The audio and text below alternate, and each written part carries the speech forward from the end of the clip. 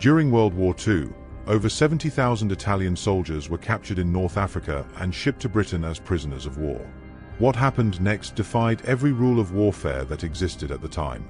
This is the story of how a nation chose dignity over revenge, and how that choice changed lives forever. Giuseppe Moretti couldn't breathe. The ship's hold was so dark he couldn't see his own hands, couldn't tell if his eyes were open or closed. 17 days in this iron coffin, packed shoulder to shoulder with 279 other men who all believed the same thing. They were sailing toward their deaths. The propaganda had been clear. British captivity meant chains, starvation, brutal labor until your body gave out. Around him, men whispered prayers to saints who felt very far away. Someone was crying. Someone else was vomiting into the corner, adding to the stench of unwashed bodies and fear. Beppe pressed his forehead against the cold metal wall and thought of his mother's kitchen in Tuscany, the smell of ribollita simmering on the stove, the way sunlight looked on olive groves. He would never see any of it again. The door above them groaned. Metal scraped against metal. Then light, blinding and sudden, pouring down like judgment. Beppe raised his arm to shield his eyes, waiting for the shouts, the rifle butts, the dogs. Instead, a voice. British. Tired. Almost gentle. Right then, lads. Let's get you sorted. No violence. No hatred. Just procedure. And in that single moment, everything Beppe had been told about the enemy began to crack wide open. Before we continue with what happened next, I need your help. These stories of unlikely humanity in the darkest times deserve to be heard. Drop a comment telling me where you're watching from, and hit that like button so more people can discover these untold chapters of history. Your engagement gives these forgotten voices the attention they deserve. Now, let's see what happened when Giuseppe stepped into the light. The British sergeant stood at the top of the gangway, clipboard in hand, watching as the prisoners climbed out of the hold one by one. His name was Morgan Miller, and he had seen this same scene a dozen times before. Men emerging from darkness, blinking like newborns, legs shaking after weeks at sea. Some stumbled. Some had to be carried. All of them looked terrified. He didn't blame them. War had a way of turning everyone into monsters in each other's stories. Beppe climbed the metal stairs slowly, his legs weak and unsteady. The Liverpool docks stretched out before him, grey and vast under a ceiling of clouds. July in England felt nothing like July in Tuscany. The air was cool and damp, tasting of salt and coal smoke. Around him, British soldiers stood with rifles, but the weapons were slung over shoulders, not pointed. No one was shouting. No one was striking. It made no sense. Beppe had been trained to expect brutality, had spent 17 days preparing himself for pain. This calm efficiency was somehow worse because he didn't understand it. The prisoners were formed into rough lines and marched toward a large warehouse near the water. Inside, the building had been converted into a processing station. Tables, chairs, stacks of paperwork. British clerks sat with pens and ledgers, processing the enemy with the same bored precision they might use for inventory. Beppe watched as the man in front of him was photographed, his face captured by a flash that made everyone flinch. Then fingerprints, black ink pressed onto paper. Then a registration card, filled out in careful handwriting. When Beppe's turn came, he stood frozen as the clerk studied him. The man was older, maybe 50, with spectacles that had been repaired with wire. He looked tired. He looked human. "Name," the clerk said in halting Italian. Beppe blinked. They had someone who spoke Italian. Why would they bother? He gave his name slowly, watching as the clerk wrote it down, letter by letter. Giuseppe Moretti. Not a number. Not prisoner. His actual name, spelled correctly, with care. The clerk handed him the card along with a tin cup, a thin wool blanket, and a bar of soap. Real soap. Beppe stared at the items in his hands as if they might vanish. A fellow prisoner leaned close and whispered in Sicilian dialect, his voice shaking. "They're making us comfortable before the real punishment begins. It's psychological torture, making us hope before they crush us." But Beppe wasn't sure anymore.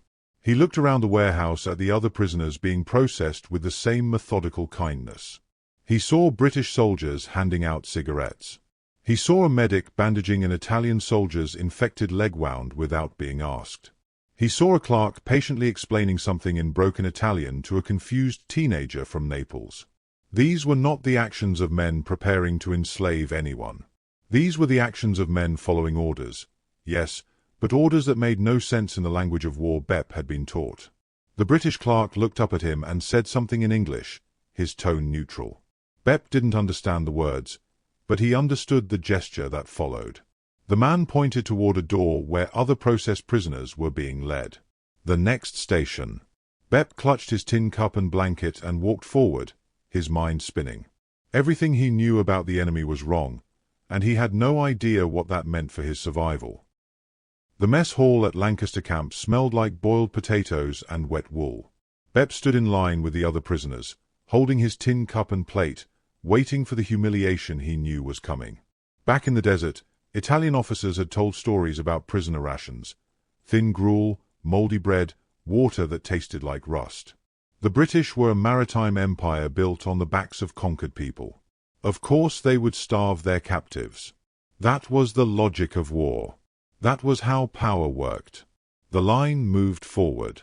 Bep watched as a British cook ladled something into the plate of the man ahead of him. Not soup. Something thicker. The steam rising from it smelled like meat. Actual meat. When Bep reached the front, the cook didn't look at him with contempt or amusement. He just scooped stew onto the plate with the same mechanical efficiency he'd use for anyone. Chunks of beef, carrots, potatoes swimming in dark gravy. A slice of bread on the side. Tea with sugar poured into the tin cup. Bep carried his meal to one of the long wooden tables, moving carefully as if the food might be taken away at any moment. Around him, prisoners sat in stunned silence, staring at their plates. No one ate. A man next to Bep leaned close and whispered, his Roman accent thick with suspicion. "It's a trick. They fatten us before the hard labor starts. Makes us stronger for the work." But Bep was watching the British guards at their own table across the room. They were eating from the same pot, the same stew, the same bread. Their uniforms were patched and faded, buttons mismatched, boots worn down at the heels. These men looked tired and thin. Britain was rationing everything for the war effort, starving its own population to feed the troops. And yet here, in this camp, the enemy prisoners were being given the same rations as base soldiers. The same portions. The same quality.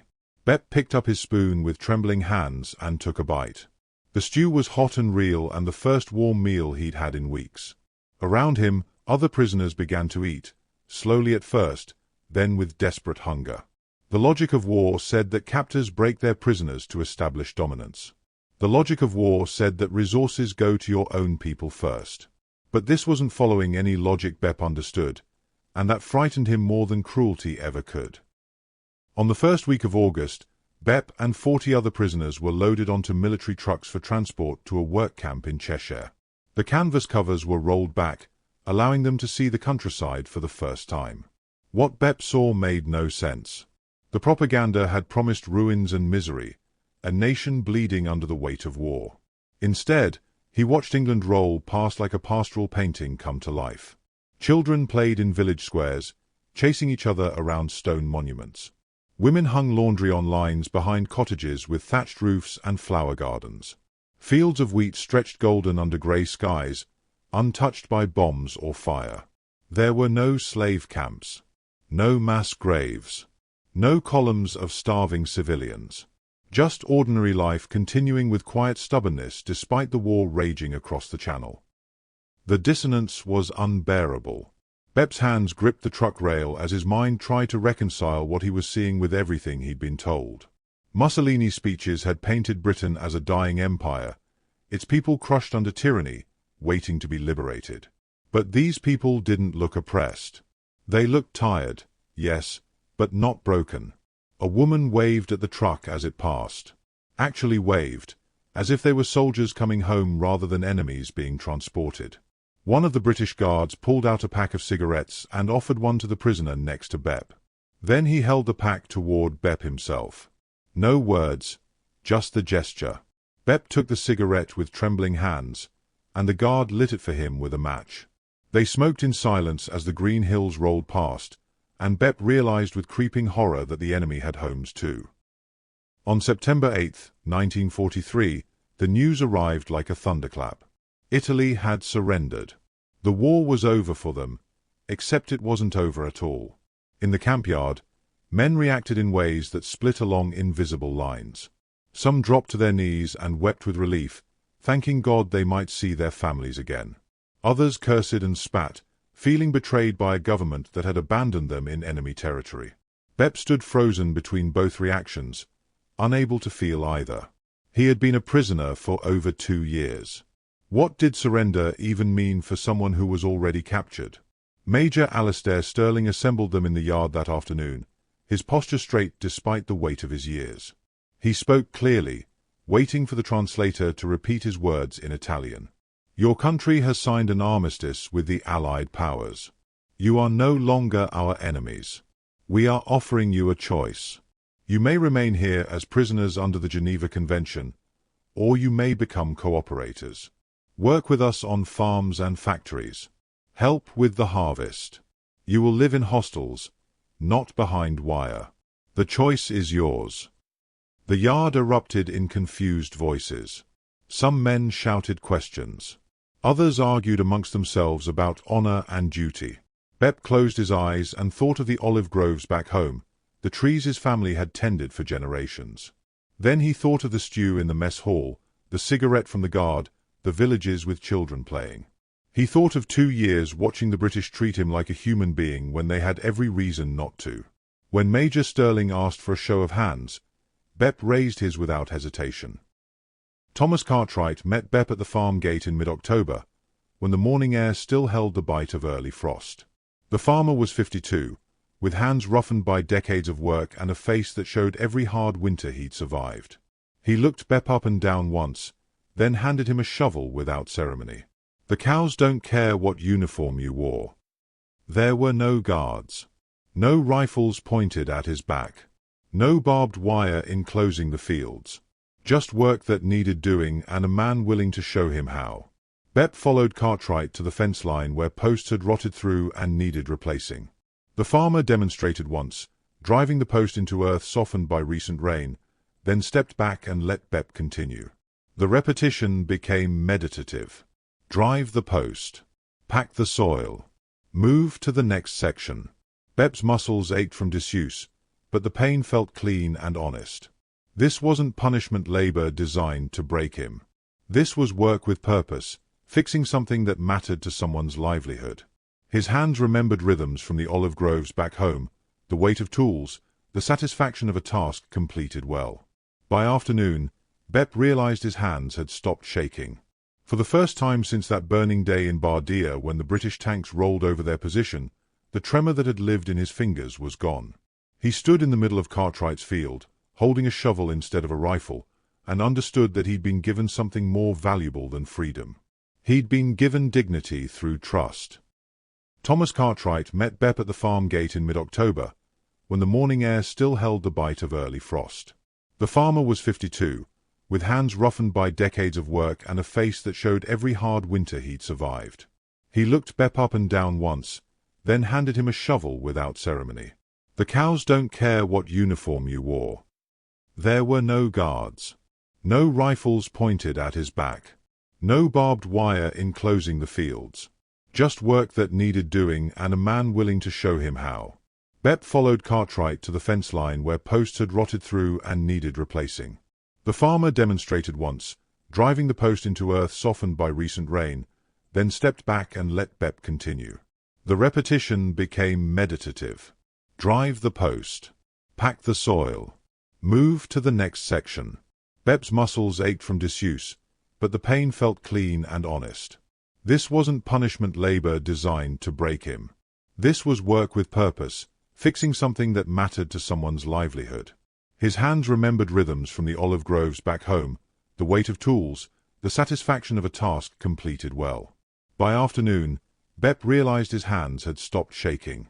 For the first time since that burning day in Bardia when the British tanks rolled over their position, the tremor that had lived in his fingers was gone. He stood in the middle of Cartwright's field, holding a shovel instead of a rifle, and understood that he'd been given something more valuable than freedom. He'd been given dignity through trust. In January 1944, the women of the village church met for their weekly knitting circle in the cold parish hall. Martha Grimes, a widow whose husband had died on the beaches of Dunkirk, stood before them with a proposal that split the room down the middle. She wanted to organize a collection for the Italian prisoners working the local farms. Socks, scarves, cakes when sugar could be spared. Small acts of mercy for boys far from home. The reaction was immediate and divided. Some nodded, already reaching for their knitting needles. Others sat with arms crossed, faces hard with grief that had not softened with time. One woman stood up, her voice shaking with rage. "They killed my boy. He's buried in North Africa because of them, and you want me to knit socks for the enemy?" Martha met her eyes without flinching. "And their mothers say the same about us. Someone has to stop first, or this never ends." The room fell silent. Some women left. Others stayed and picked up their needles with renewed purpose, choosing compassion as an act of rebellion against the logic of endless hatred.